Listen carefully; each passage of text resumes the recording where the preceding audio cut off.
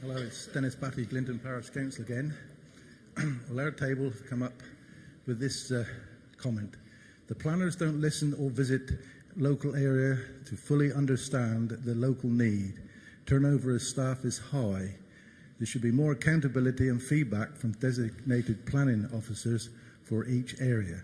You think there should be more communication with the planning officers? Thank you for that. Just one phrase of reassurance that the turnover isn't high. It was in the past, but we've had a fairly stable workforce now for about 2.5 years. But okay. Point's well made. Thank you. Glad to know. Thank you. I can't see the table number. Thank you.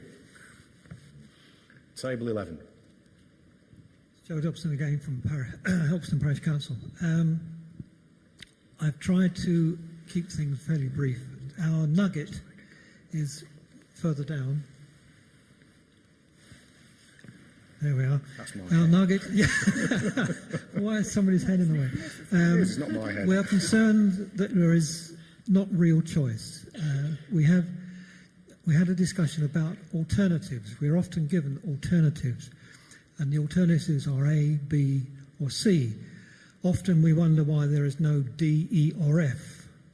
What we would like from planning is to be given the option of choosing options ourselves, or looking at the process which gives us the options to start with, so we can make suggestions about what we would like before we are given A, B, or C. We often want D, E, and F. So that's our golden nugget. We would like real choice with options that we influence, and not not options that are influenced by others. Thank you. Can I just comment on that?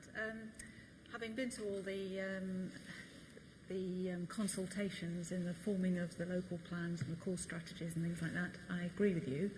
But everybody in this room will have a different idea as to what they think are the most important things, and it's the planning department's job to pull those all together into a strategy.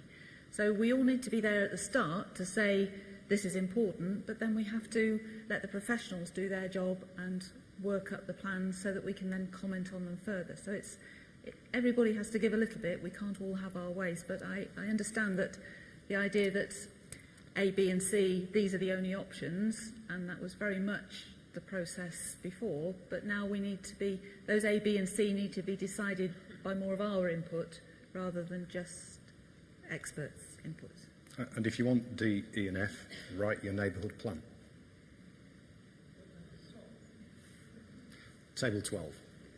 I think our golden nugget is fairly similar, really. We talked about really understanding what the housing or the planning needs of a particular community are, to do a needs survey that everybody has an input into, and that feeds into the community plan. But key here is, and we've had a long debate about this, that then takes priority over the core plan. I think we need to make this shift to you writing the plans.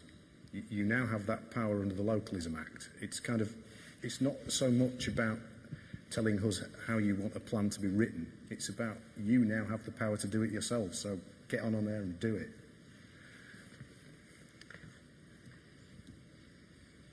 Hi, Dan Vizovich again. We're Group 10. I think we took that point.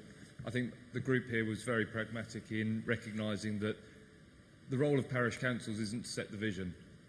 And so influence of policy is going to be a centralised function. We know what the plan is for the East of England. Parish Council in Wothorpe isn't going to be able to influence that in any meaningful way. Where the influence is greatest is parish councils know what their communities want.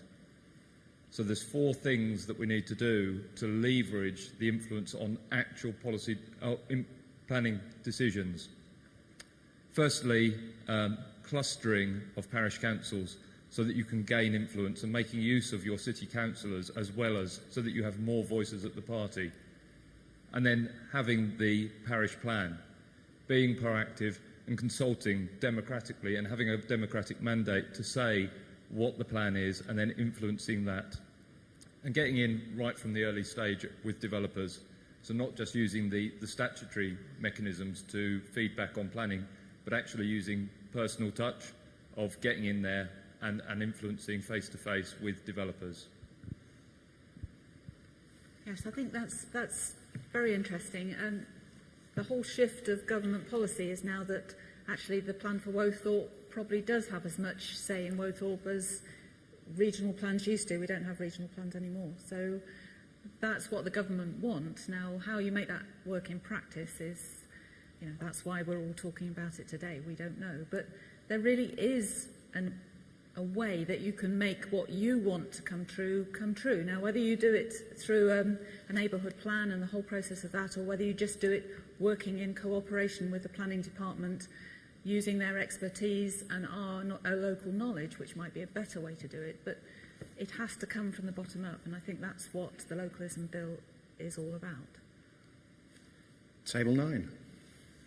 John Dadge, Northborough Parish Council for Table 9. Our golden nugget is effectively be prepared. Have a thorough understanding of the development plan as it is at the moment. Have a copy of it so you can refer to it. I think in terms of influencing planning policy, if you're going to do that, you need to have an evidence base. You can't rely on anecdotal information. You have to have had your parish survey. And if you have got some wherewithal to produce parish plans, I think that's very important, because these things are material when it comes to the formation of policy and making decisions on planning applications. Effectively, I think in terms of planning applications, if you've got objections or if you support planning proposals, you should be clear about the reasons why you do both of those things. And importantly, if you want to object to something and it's referred to the council planning committee, you should be prepared to go and argue your corner at that committee, either in favour or in objection in relation to a planning application. I think you have to have the courage of your conviction, basically, as a parish council, and by doing that, you will best serve the needs of your community. Well said, John, and it always helps if you've got a John as a planner on your parish council. Hello, this is Table 7.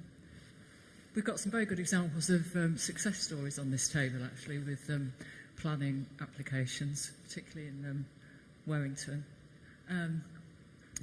Right, our feeling was, first of all, we thought there was a feeling that parish councils always object to planning, which isn't the case. They want to encourage it, but I think what our nugget is that we want to be involved right at the initial stages, not when the ball is rolling well down the hill, that we want to be involved and consulted before the horse is bolted. There's a feeling sometimes that they're told what the decision is, invited for some consultation, but then they've got a feeling that whatever they say, it's not going to make any difference. So if they could be fully involved at the initial stages, I think that's what our feeling is on this table.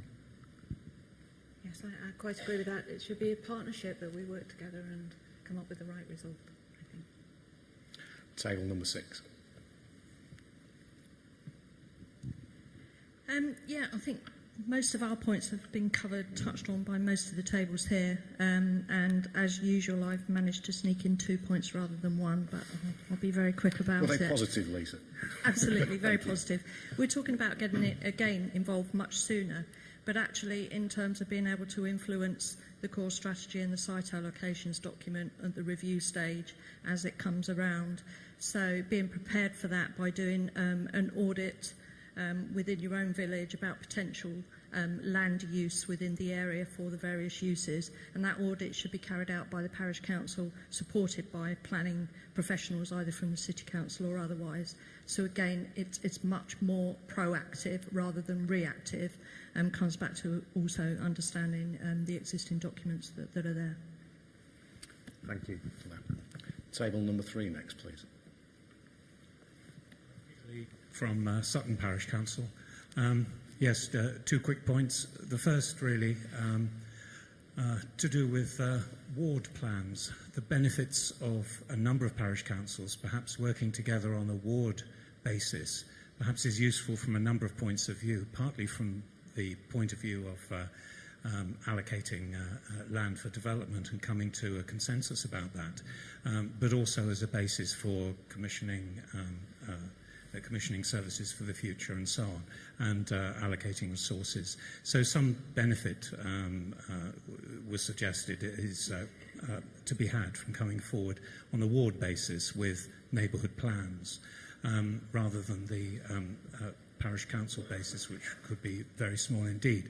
Second point, that planning is perhaps inevitably a rather crude tool, certainly when it comes to allocating new housing numbers in various places. In effect, there are a number of trends that are operating on occupancy levels to achieve over-occupancy, serious over-occupancy in some parts of central Peterborough, for instance, and serious under-occupancy elsewhere. And in fact, planning needs to work in conjunction with other legislative mechanisms to undertake to address these issues. It can't all be laid at planners' doors. Good. Very well said. I think we need to look wider and we need to consider other options. That's